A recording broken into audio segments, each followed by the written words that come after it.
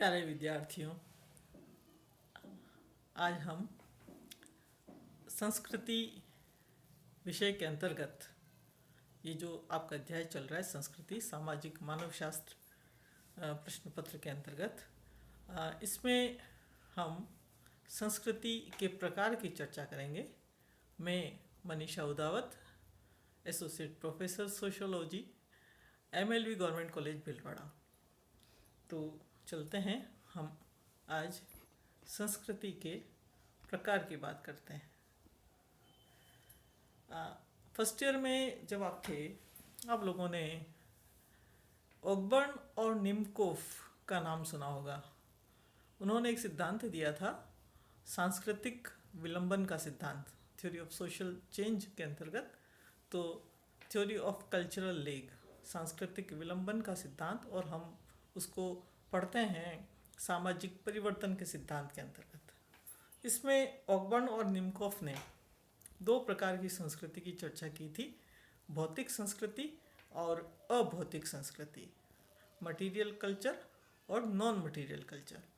तो जो भौतिक संस्कृति है उसके अंतर्गत ऑकबर्न और निमकोफ कहते हैं कि ये जो भौतिक संस्कृति, इसमें हम उन सभी वस्तुओं को लेते हैं जो मूर्त होती है, कॉन्क्रीट।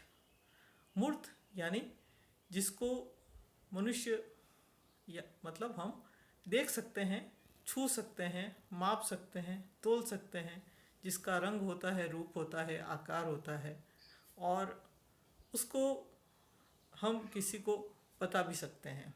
यानी उसकी एक बिल्कुल ऑब्जेक्टिव कैरेक्टरिस्टिक्स होती हैं, वस्तुगत विशेषताएं होती हैं, वस्तु की तरह बिल्कुल ठोस पदार्थ के रूप में जो उसका स्वरूप होता है।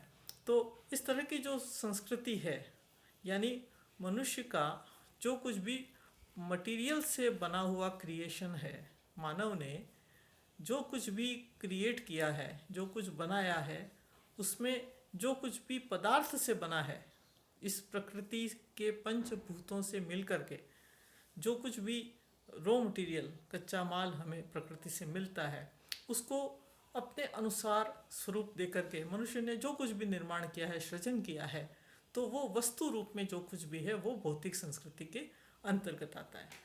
तो ये जो प्रोफेसर बियरस्टीड हैं, उन्होंने जितने भी भौतिक संस्कृति के तत्व हैं उनको 13 वर्गों में विभाजित किया है, और उन 13 वर्गों में उन्होंने लिया है मशीनें, यानी सब प्रकार की मशीनें आ जाएगी इसमें, उपकरण, बर्तन, इमारतें, सड़कें, पुल, शिल्प वस्तुएं, कलात्मक वस्तुएं, वस्त्र, वाहन, फर्नीचर, खाद्य पदार्थ, दवाइयाँ, औषधियाँ, इन सब को उन्होंने भौतिक संस्कृति के अंतर्गत लिया है।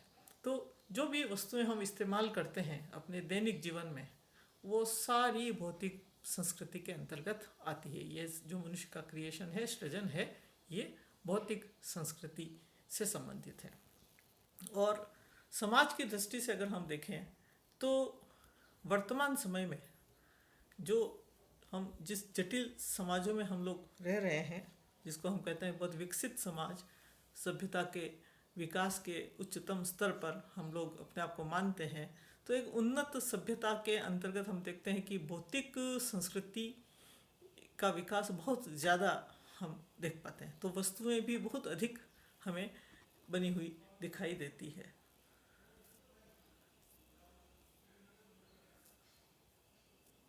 भौतिक संस्कृति की विशेषताओं की अगर हम चर्चा करें तो हम देखते हैं कि ये जो भौतिक संस्कृति है ये मूर्त होती है। मूर्त का मतलब क्या होता है? मूर्त शब्द किससे बना है? मूर्ति से।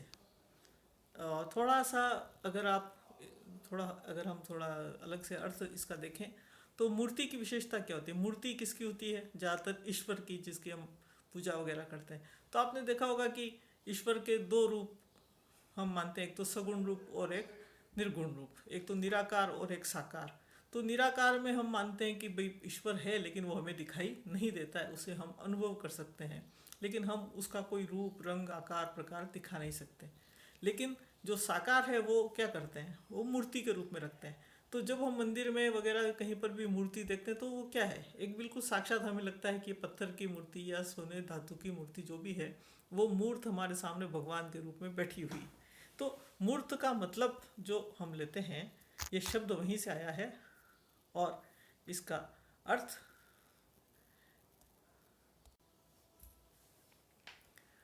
तो जो मूर्त शब्द है वो मूर्ति से बना है, यानी जिसको हम देख सकते हैं, छू सकते हैं, किसी और को उसका रंग रूप बता सकते हैं, उसको माप सकते हैं, तोल सकते हैं। तो जो भी भौतिक संस्कृति है वो मूर्त होती है, ऐसा ऑकबर्न और निमकोफ मानते हैं। दूसरी बात उन्होंने कही, इसमें निरंतर वृद्धि होती रहती है, यानी जो मूर्त संस्कृति है वो निरंतर विकसित होती रहती है। नई नई वस्तुएं, मनुष्य उन वस्तुओं का निर्माण करता है, जैसे जैसे आवश्यकताओं में वृद्धि होती है वैसे वैसे उपकरण, मशीनें, इमारतें, उनमें नवीनता आती जाती है और उनके गुणात्मक वृद्धि भी होती है उसमें, और मात्रात्मक वृद्धि भी हम देख सकते हैं। फिर भौतिक संस्कृति मापी जा सकती है, यानी आप उसको गणितीय रूप में, संख्यात्मक रूप में व्यक्त कर सकते हैं, उसको माप सकते हैं, तोल सकते हैं, बता सकते हैं। फिर भौतिक संस्कृति में परिवर्तन शीघ्र होता है।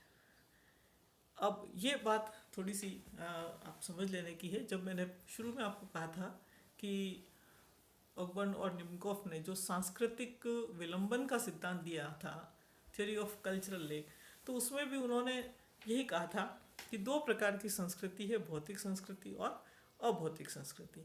अब इन दोनों संस्कृतियों में क्या होता है कि भौतिक संस्कृति तो जल्दी परिवर्तित होती है, अभौतिक संस्कृति धीरे परिवर्तित होती है। फलस्वरूप क्या होता है कि एक संस्कृति आगे निकल जाती है, दूसरी संस्कृति पीछे रह जाती है, और इसकी वजह से एक गैप, एक असंतुलन आ जाता है समाज में, और एक संस्कृति आगे बढ़ जाती है, दूसरी पीछे रह जाती है। और इसको उन्होंने कहा है सांस्कृतिक विलंबन, कल्चरल लेग।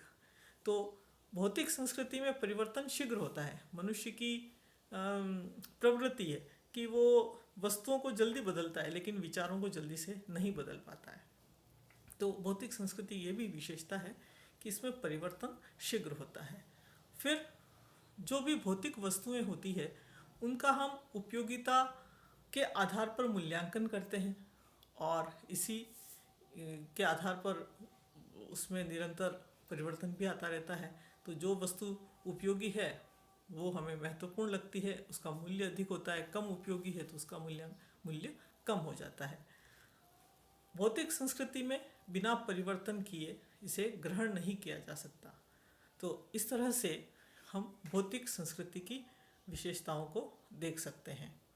अब हम लेते हैं दूसरी जो संस्कृति लिया है प्रकार ऑकबर्न और निमकोफ ने, वो है अभौतिक संस्कृति, नॉन मटेरियल कल्चर। अभौतिक संस्कृति में वो किसको लेते हैं? इसके अंतर्गत वो सारी वस्तुएं, अमूर्त वस्तु खाली पदार्थ से मिलकर बनने वाली वस्तुएं ही नहीं, इन्होंने उसको भी वस्तु ही कहा है। अमूर्त वस्तुएं जो हमें दिखाई नहीं देती, जिनका कोई माप तोल नहीं होता, जिसका कोई आकार नहीं होता, रंग नहीं होता। तो अभौतिक संस्कृति के अंतर्गत हम पूरी वैचारिक संस्कृति को ले सकते हैं। जो भी विचार हैं, जो भी मूल्य हैं, जो भी विश्वास हैं, उन सब को हम अभौतिक संस्कृति के अंतर्गत ले सकते हैं।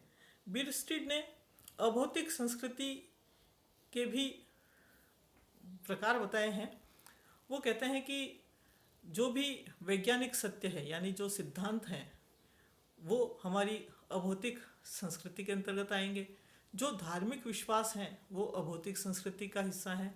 जो हमारी कथाएं हैं, पौराणिक कथाएं हैं, जो आख्यान है, जो हमारा साहित्य है, जो विश्वास हैं, जो सूत्र हैं, लोकोक्तियां हैं, विश्वास हैं, मूल्य हैं, प्रतिमान हैं, इन सब को, ठीक है ना। तो जिसका संबंध विचार से है, वो सब कुछ, या जो हमारे मन में, हमारे मस्तिष्क में है, वो सारी क्रिएटिविटी, वो सारा जो सृजन है मनुष्य का, वो अभौतिक संस्कृति के अंतर्गत होता है।